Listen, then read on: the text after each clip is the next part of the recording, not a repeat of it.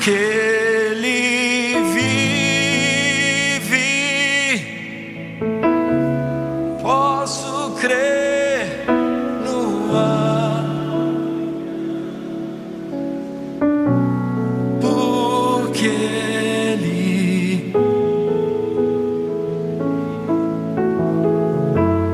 temor não há,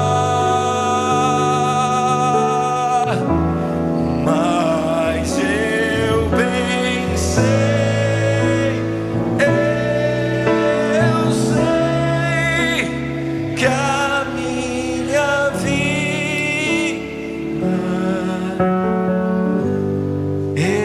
está nas mãos do meu Jesus.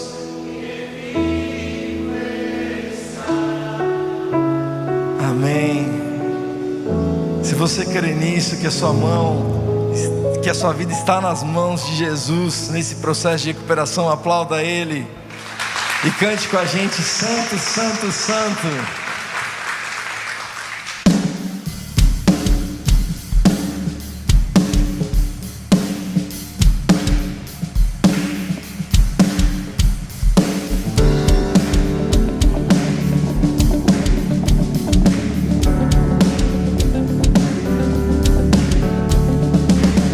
Santo, Santo, poderoso, quem é que há de vir? Deus da glória, és tão digno, eu me prostro a ti. Santo, Santo, poderoso, quem é que há de vir? Deus da glória, és tão digno, eu me prostro a ti. Santo é teu nome em todo lugar, reto é teu querer de graça e paz. Tudo que tens feito é justo e bom. Santo, Santo Deus tu és. Santo, Santo Deus tu és.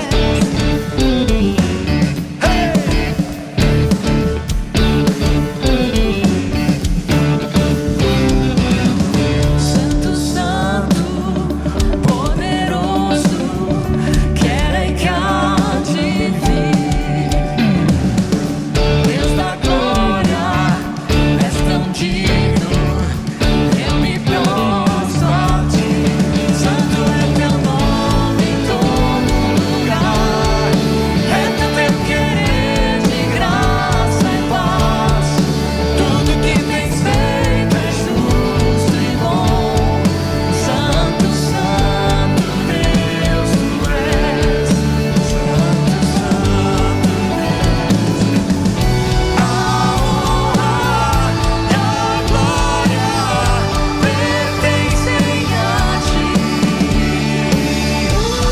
O poder e os sabres são teus. A honra e a glória pertencem a ti. O poder e os sabres são teus. Santo é teu nome em todo lugar, reto é teu querer de graça e paz. Tudo que tens feito é justo e bom. Santo, Santo Deus tu és. Santo é teu nome em todo lugar, reto é teu querer de graça e paz. Tudo que tens feito é justo e bom. Santo, Santo Deus tu és. Santo, Santo Deus tu és.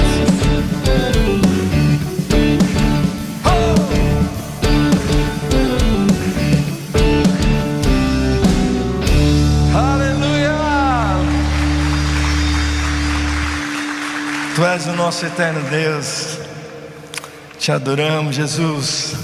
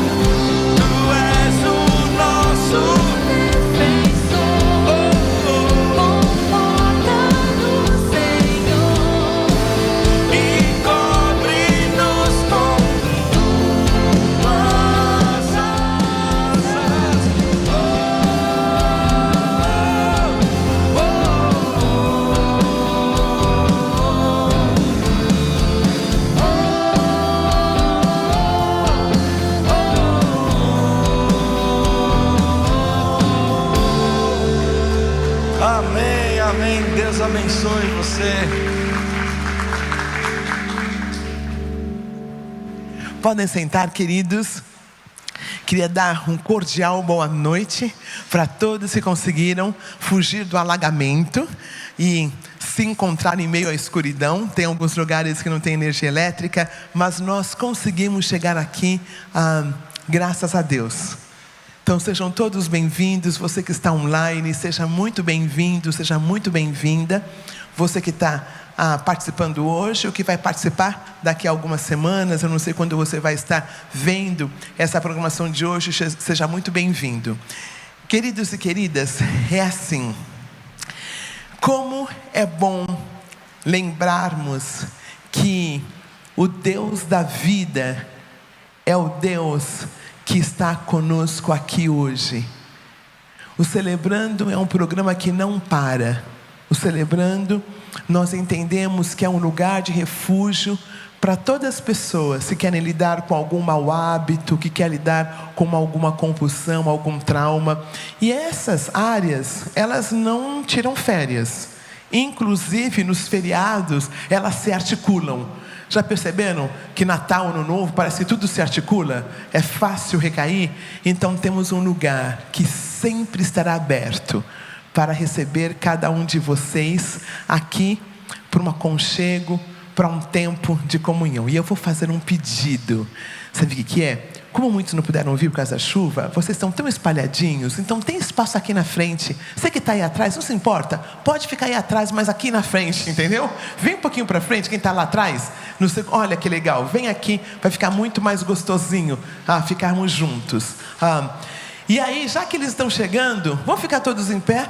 Vocês já se cumprimentaram uma vez, né? Mas cumprimento nunca é demais. Um abraço, um aperto de mão, para nos lembrar que nós estamos nessa refamília. E enquanto isso, quem está lá atrás vem aqui para frente. Sejam muito bem-vindos e bem-vindas.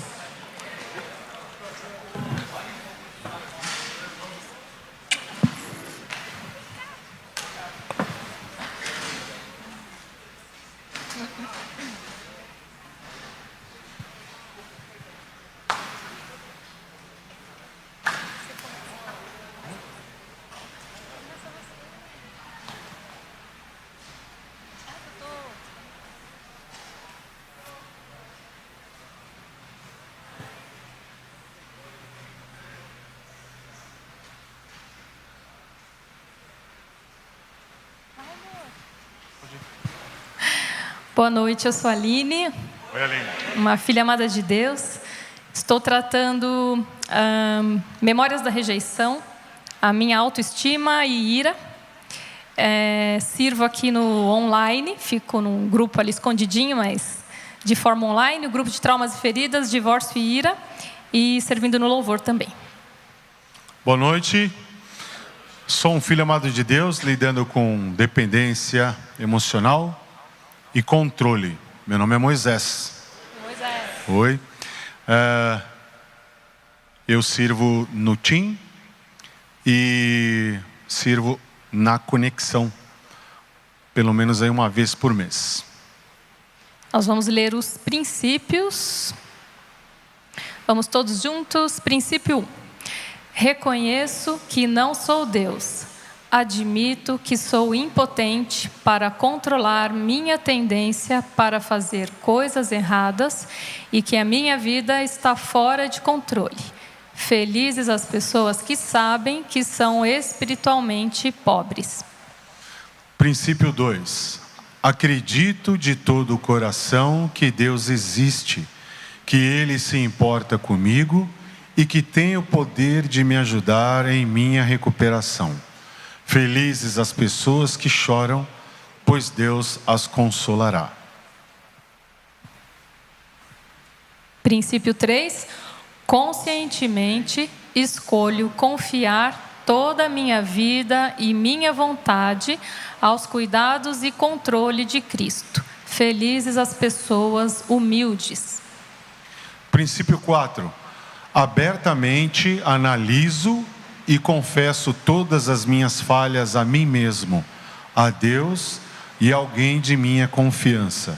Felizes as pessoas que têm o coração puro. Princípio 5.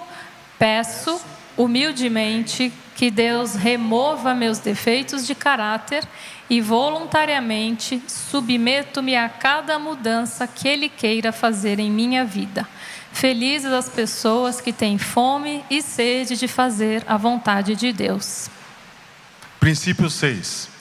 Examino todos os meus relacionamentos, oferecendo perdão àqueles que me fizeram mal e reparo os danos que causei a outras pessoas, exceto quando fazê-lo provocaria mais danos a essas pessoas ou a outros. Felizes as pessoas que têm misericórdia dos outros. Princípio 7.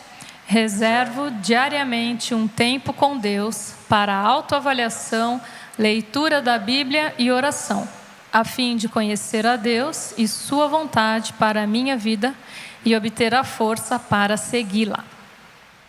Princípio 8. Entrego-me a Deus a fim de ser usado para levar estas boas novas a outros, tanto pelos meus exemplos quanto pelas minhas palavras. Felizes as pessoas que sofrem perseguição por fazerem a vontade de Deus. Uma boa noite, uma boa partilha a todos.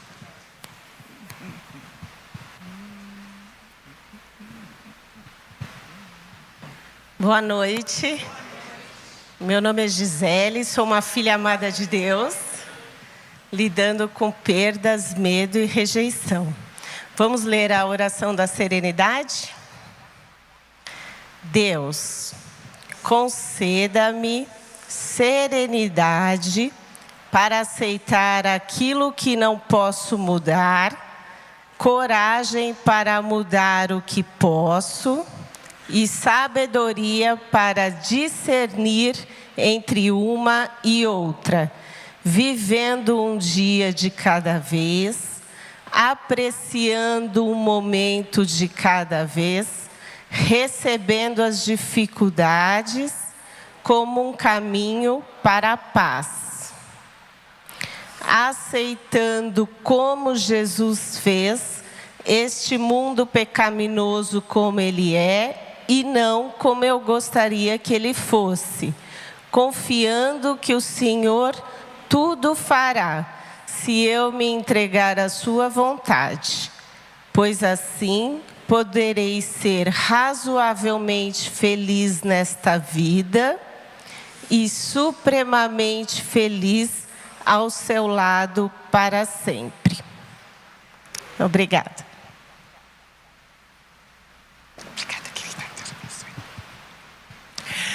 Eu não me apresentei, eu sou uma filha amada de Deus.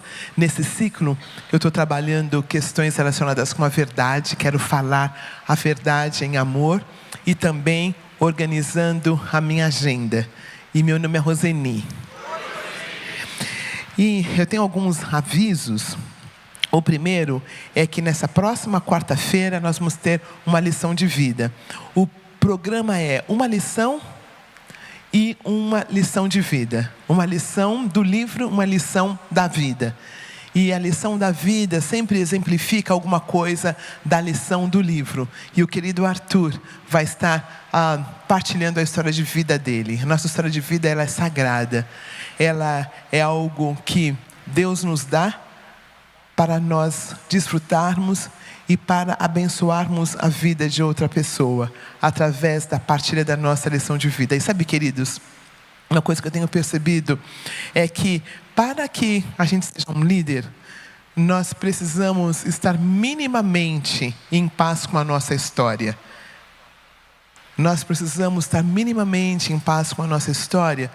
E nós precisamos já ter partilhado a nossa história através do nosso inventário. Partilhamos parte dela com os nossos padrinhos, os homens com os padrinhos, as mulheres com as madrinhas. Partilhamos com o nosso prestador de contas. Então, uma das coisas que nos diz se uma pessoa é líder ou não é se ela consegue contar a história dela. E tem muitas pessoas queridas que entendem que não podem contar a história, e é um direito delas, só que elas não são líderes ainda, porque o líder, ele precisa ficar à vontade para partilhar partes da história. Então, a história sagrada é uma lição muito preciosa, tanto quanto a lição do livro. Então, venham na semana que vem partilhar dessa história de vida que o querido Arthur vai partilhar conosco. A nossa lojinha está sendo abençoada hoje com bastante coisas, gravuras do Daniel Bota, que esteve no nosso congresso. Temos várias coisas lá. Não deixem... logo depois dos seus grupos, esteja ali na nossa lojinha para prestigiar o que nós temos. E nós temos a nossa Celefesta para acontecer. Acho que tem um videozinho. Olá, eu sou Vanessa Mangelotti, uma filha amada de Deus. E hoje eu vim fazer um convite muito especial para vocês. A nossa Celefesta, que irá acontecer no Recanto Canaã. Eu separei algumas imagens para vocês, para ver esse lugar maravilhoso. E no final do vídeo eu irei passar todas as informações. Então fique ligado.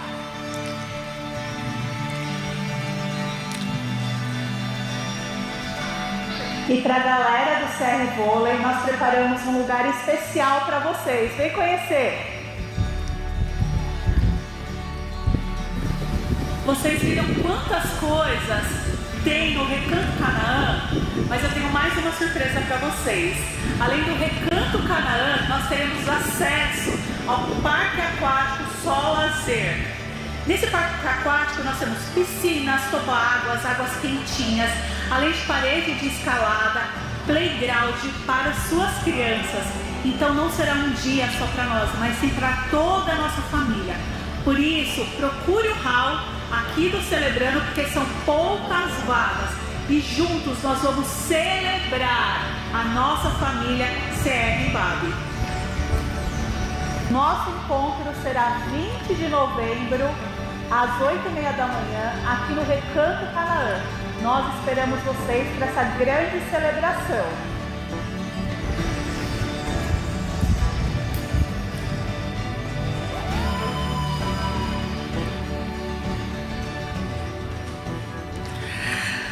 Está para acontecer um feriado e todos estão convidados. Nós temos mais de 60 já inscritos. E se você esteve no congresso, se você foi um voluntário, nós gostaríamos muito de ter você. E se houver alguma questão financeira, fale conosco. Porque na família do nosso Senhor Jesus Cristo, quem tem mais doa e quem tem menos recebe. Amém? Essa é a família cristã. Ninguém nunca vai deixar de fazer uma atividade nos Celebrando por questão financeira.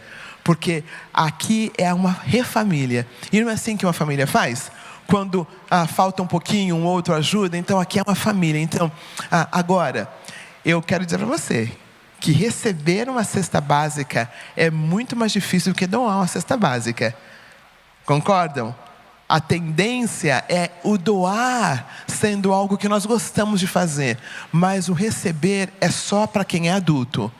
Só recebe quem é humilde. Só recebe quem é humilde.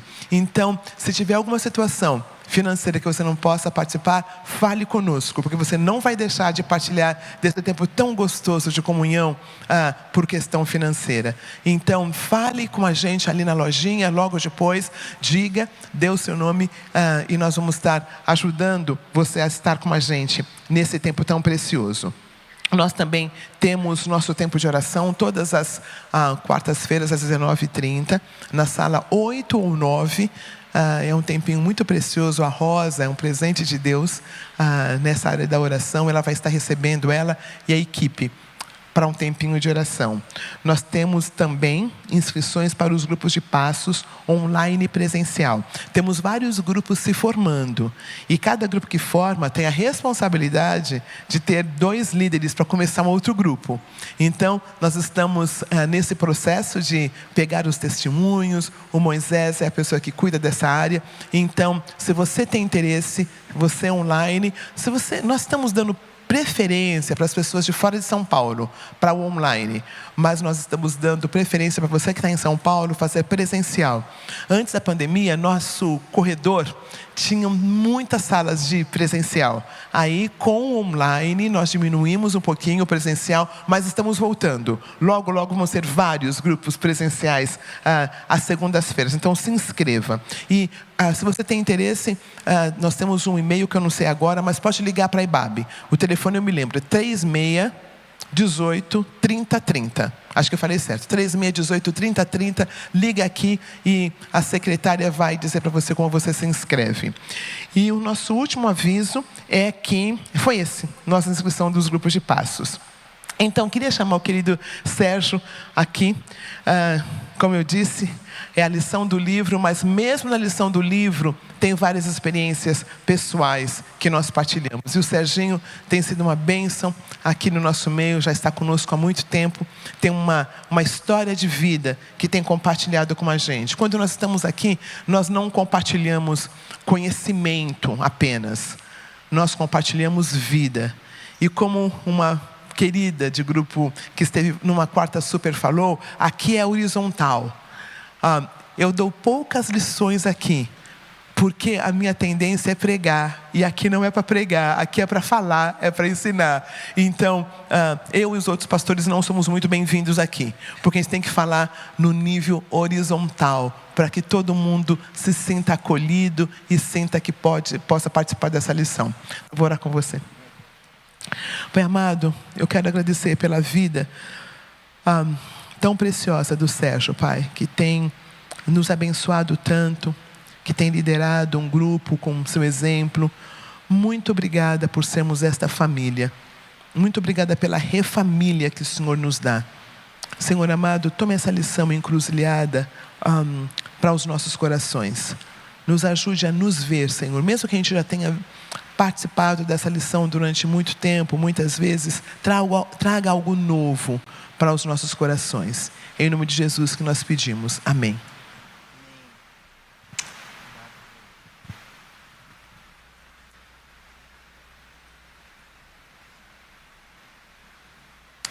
Boa noite a todos.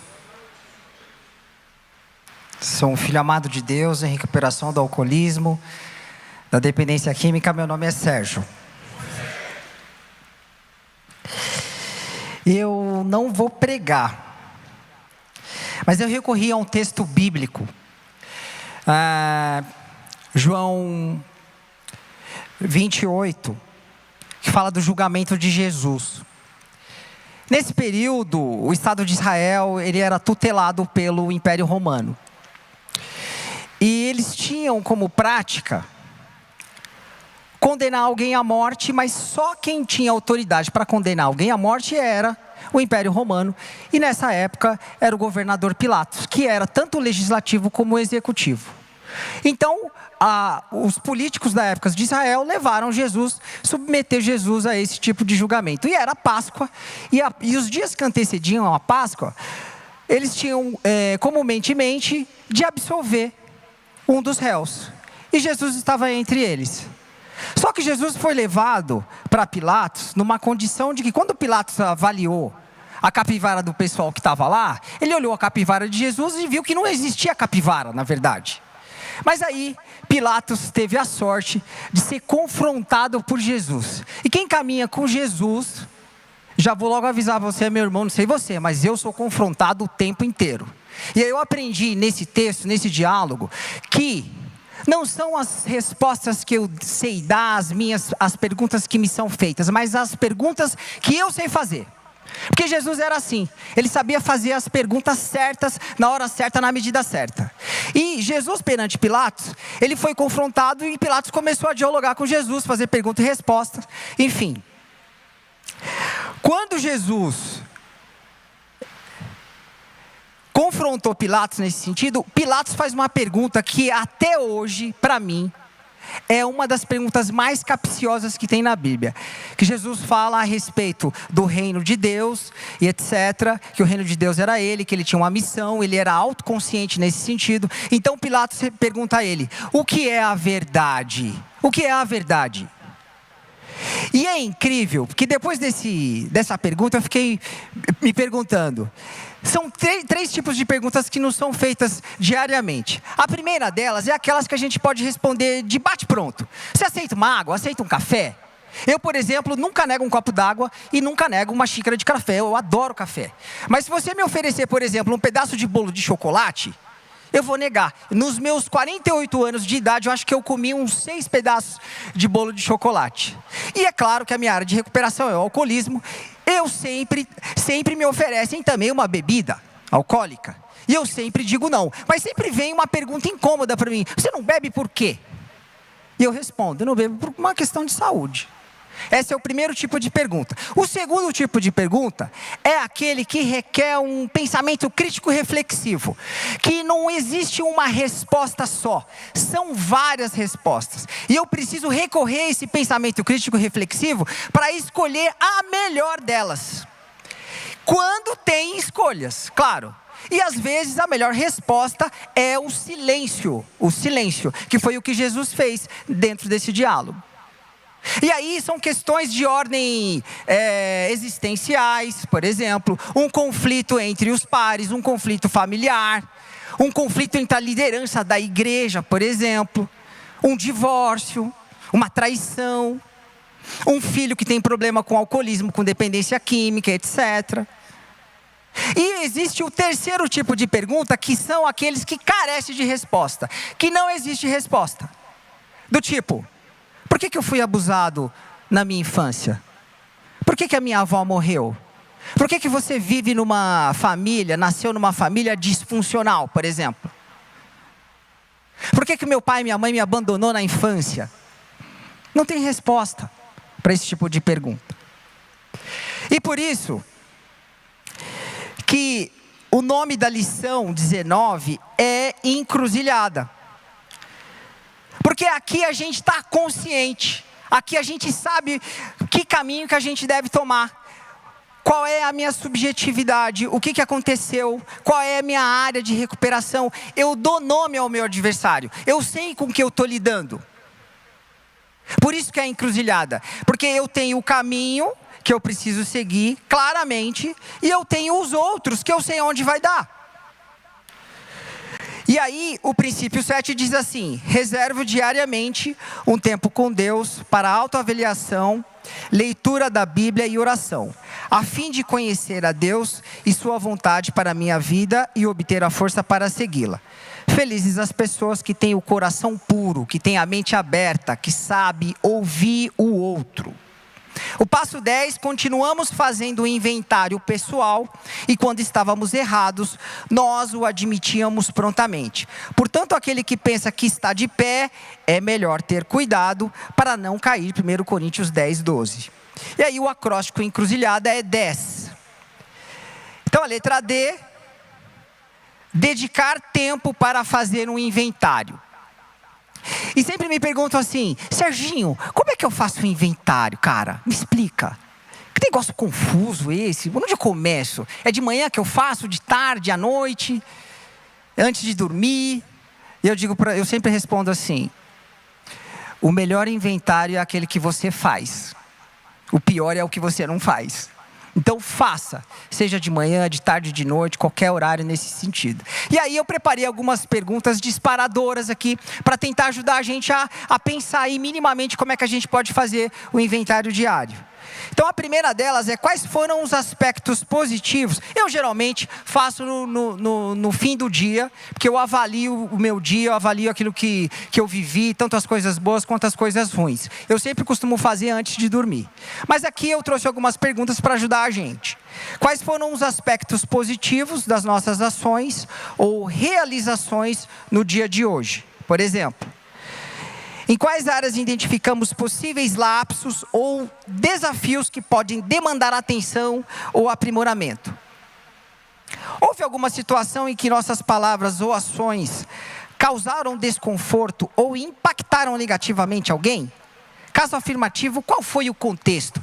Eu gosto muito dessa pergunta porque quando alguém me conta uma história, geralmente eu gosto de ouvir o contexto. Porque o contexto é que vai me dar a dimensão, não exata, mas vai me dar uma dimensão a partir daquilo que a pessoa está contando para mim. E isso eu trago para o meu dia a dia na minha vida. Porque se eu não contextualizo, eu fico sem saber qual é o caminho. Aí eu tenho aquela máxima de reduzir aquilo que a pessoa está falando para mim. Sabe aquele reducionismo clássico? Que a pessoa fala assim, fulano de tal é fofoqueiro. E aí, claro, a gente não vai olhar para a pessoa, a gente vai olhar para o conceito de fofoca. Então a gente elimina a pessoa e se apega ao conceito de fofoca, por exemplo. Mas não é só isso, a pessoa não é só fofoca, ela é um contexto. E a fofoca também, estou pegando um exemplo bem assim, né, daqueles que não é lá muito agradável, mas tem a ver com isso, né? A fofoca também diz muito quem é a pessoa. Enfim, uma outra aqui, qual conhecimento ou discernimento adquirimos por meio das experiências do dia? E como podemos aplicar essas lições para melhorar nossas práticas no futuro? Ou seja, aquilo que deu certo, aquilo que eu olhei e falei, nossa, isso aqui foi bacana. Eu vou continuar, vou seguir adiante com isso. Será apropriado considerar um pedido formal de desculpas em relação a alguma circunstância específica que tenha afetado negativamente outra pessoa? Aí é o que a Roseni falou aqui agora há pouco.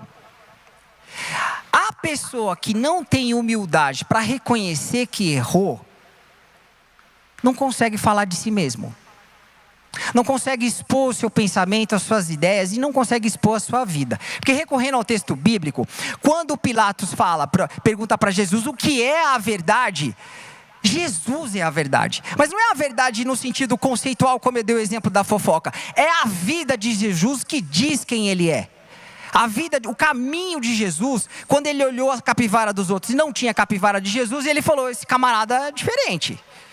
Ele é a verdade mesmo, ele é uma pessoa de reputação ilibada. Eu não vejo condenação nesse cidadão. Num primeiro momento ele não queria condenar Jesus, ele fez um esforço até para absolver Jesus. Mas como Jesus tinha um propósito, tinha uma missão, Jesus poderia até inclusive se defender e ser absolvido mesmo, ele estava diante da autoridade máxima. Mas ele deixou, imagina, Jesus tentando se defender e mudar o curso da história, não seria possível, né? Mas Jesus deixou a coisa correr do jeito que tinha que correr. Então, quando eu abro a minha mente para ouvir as pessoas, e eu tenho, honestamente, eu encontro muita gente que me procura e fala, e às vezes eu vou tentar só fazer uma perguntinha básica, eu nem consigo. A pessoa não deixa, ela não ouve, literalmente. Sabe, você está falando, você nem termina de fazer a pergunta, a pessoa já está falando em cima. É assim. Então, ouvir é também uma característica do inventário pessoal. É também o lugar onde eu me autoanaliso, me autoconheço. Porque se eu sei fazer as perguntas certas, significa que eu vou caminhar pelo caminho, como diz a lei da física, a menor distância entre dois pontos é uma linha reta. É isso. Eu vou para o caminho da linha reta, da retidão. E é isso que é incrível, que quando eu começo a me questionar e fazer as perguntas certas, eu vejo o caminho certo, eu vejo o horizonte, eu vejo a luz. E é incrível que na minha vida acontecem algumas coisas assim, que eu passo um turbilhão aqui, e de repente eu estou no olho do furacão, e aí vem a bonança, eu olho para trás e falo assim, cara, isso foi Deus. Se Deus não estivesse junto comigo, eu não conseguiria passar. E quando eu falo de Deus, não é conceitual também, é experiência. Experiência com Deus, Deus pessoal, Deus na pessoa de Jesus. Nesse relacionamento, nesse confronto que Jesus faz comigo todos os dias. Através do Espírito Santo, da minha consciência. O Espírito Santo igual consciência. É isso mesmo. O acróstico estabelecer as coisas boas e ruins. A aceitação de equívocos como parte intrínseca da experiência humana é o reconhecimento da nossa natureza imperfeita. No entanto, a definição do que se qualifica como errado se torna complexo, porque está sujeita a diversas interpretações e contextos.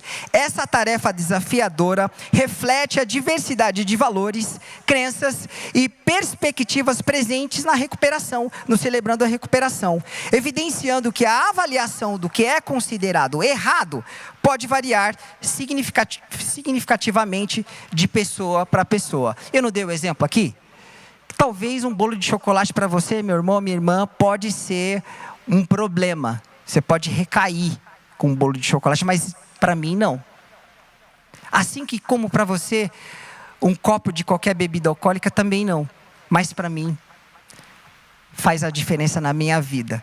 Então é nesse sentido, de você se achar nesse lugar onde você responde esses 3 tipos de perguntas que são feitas a você com essa autoridade que Jesus deu para nós, desse lugar onde a gente se encontra com Ele. Quando a gente é confrontado com Ele, quando Ele faz as perguntas certas para nós e a gente tenta encontrar esse caminho, essa resposta de retidão. E o Z, zelosamente reconhecer nossos erros. A ironia reside na nossa tendência de subestimar a percepção dos nossos próprios erros. Nesse caso aqui é específico. Se você perguntar em linhas gerais, um pedaço de bolo de chocolate é um alimento. Uma taça de qualquer bebida, mas faz a diferença na sua e na minha vida. É nesse sentido. Então isso precisa realmente ficar muito claro. A gente precisa sair desse conceito do estereótipo que a sociedade prega pra gente do que é certo e o que é errado. A gente tem uma relação pessoal com Deus, com Jesus, justamente para a gente se encontrar nesse caminho. O inventário ajuda a gente a se encontrar nesse caminho, se encontrar nessa busca. Então o 10º passo e o princípio 7, eles desempenham um papel crucial nesse processo. Ao aceitarmos nossos erros, nos tornamos mais conscientes e receptivos à possibilidade de estarmos equivocados. Essa atitude propicia crescimento espiritual, recuperação e uma visão mais atenta e alinhada com a vontade de Deus. Por isso a importância de reconhecer e admitir prontamente, como diz o passo.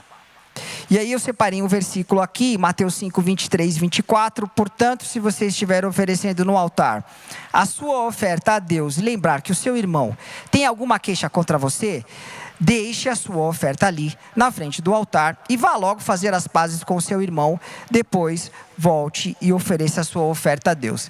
É esse lugar. Eu, por exemplo,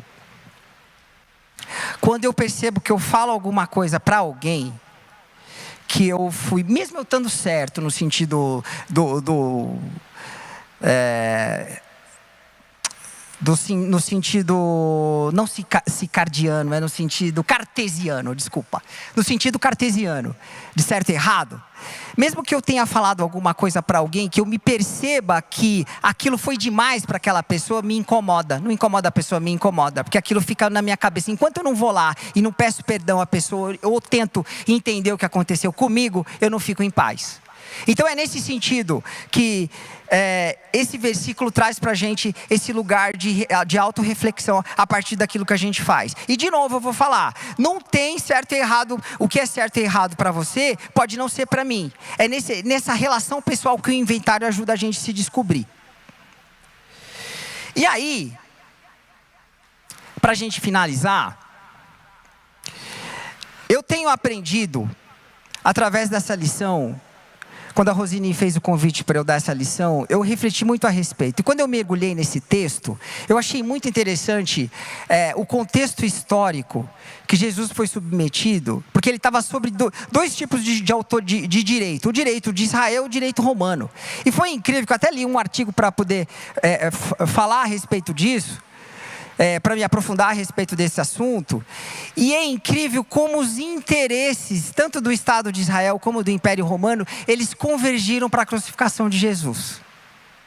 Isso me trouxe uma reflexão da consciência de quem eu sou, do que eu faço e para onde eu estou indo. Isso faz a diferença nas minhas pequenas decisões de falar um não para uma bebida alcoólica e até para as questões mais profundas da minha vida lá do meu passado. Isso me deixa leve. Eu não sou eximido dos meus problemas. Muito pelo contrário. Eu tenho um montão. Mas eu passo todos eles com leveza.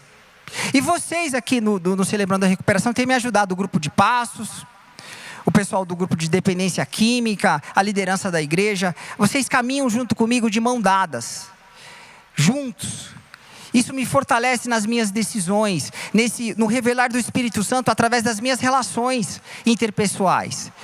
E é nisso que Deus se revela através da vida de vocês para mim, meus irmãos. É assim. Eu fico imaginando o Pilatos na hora que ele começou, ele deve ter olhado para Jesus, aquele ser simples. Mas imagina o tamanho do confronto que ele não teve.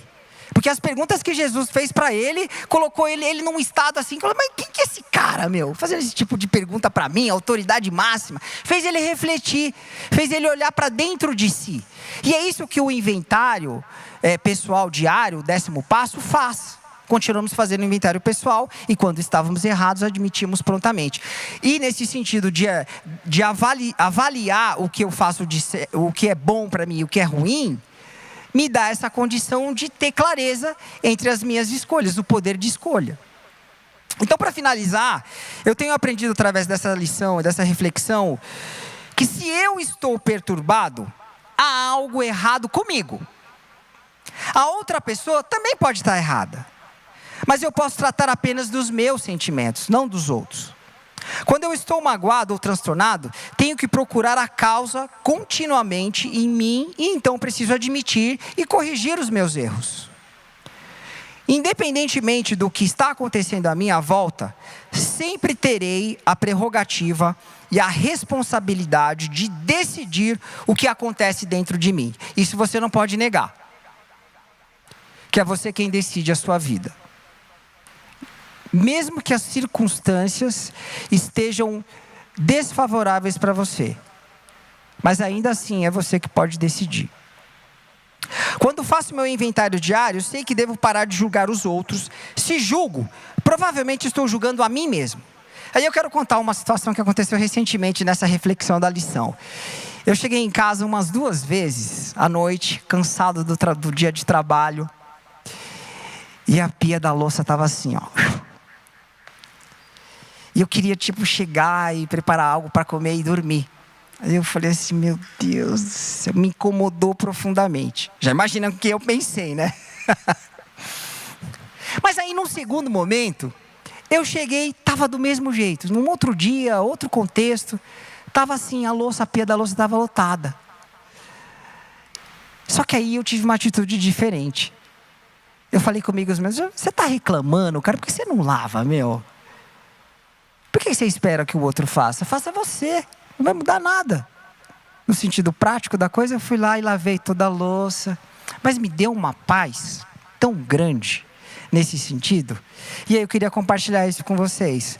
Os 2 incidentes me ensinaram que quando uma pessoa experimenta eventos quase idênticos e reage de 2 maneiras diferentes, significa que não é a situação que é de extrema importância, mas a condição espiritual que eu estou.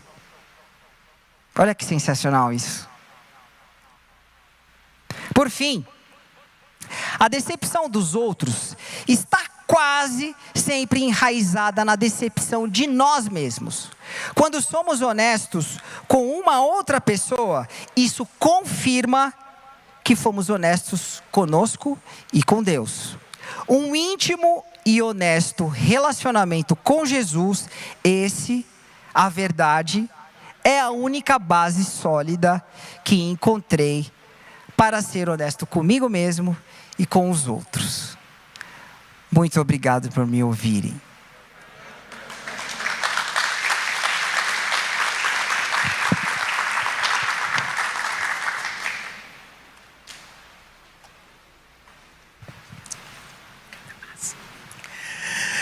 Muito bem, eu pensei numa pergunta para os nossos grupos. O que o Sérgio falou, que a situação não é a responsável pela minha atitude. O que define a situação é a minha atitude, não é mesmo? Os 2 incidentes era a mesma coisa, mas a atitude dele estava mudada. No Celebrando, nós falamos desse poder superior que tem um nome, que é uma pessoa, se chama Jesus de Nazaré. Então nós entendemos que quanto mais próximos de Jesus, mais essa atitude diante das coisas vão mudando, não é isto? O programa, de fato, é Jesus, certo? O alvo é conhecermos mais a Jesus. Conforme eu o conheço mais eu conheço a mim mesmo, e mais eu consigo lidar com o outro. Então, o ponto é, como está o teu relacionamento com Jesus? A pergunta mote hoje é, como está o teu relacionamento com Jesus de Nazaré? Porque Ele que mexe com essa atitude sobre a qual o Serginho falou. É Ele que vai modelando a nossa atitude. A situação é a mesma. O pai continua o mesmo, a esposa continua a mesma. Se não estiver nos celebrando, não estiver trabalhando de alguma forma. Mas como eu estou sendo mudado a partir do conhecimento, através do relacionamento com Jesus. Faz sentido a pergunta?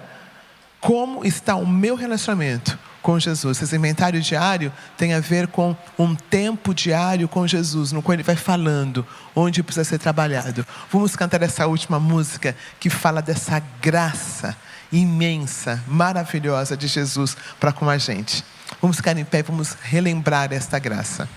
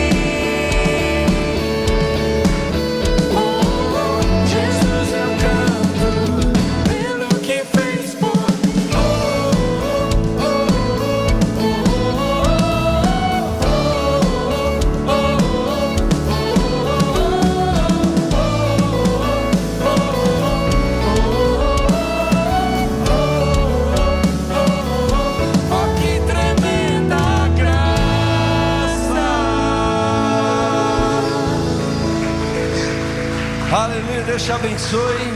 Você que veio aqui pela primeira vez, do meu lado direito vai estar um pessoal para te recepcionar, para a sala de conexão. As demais salas estão no telão.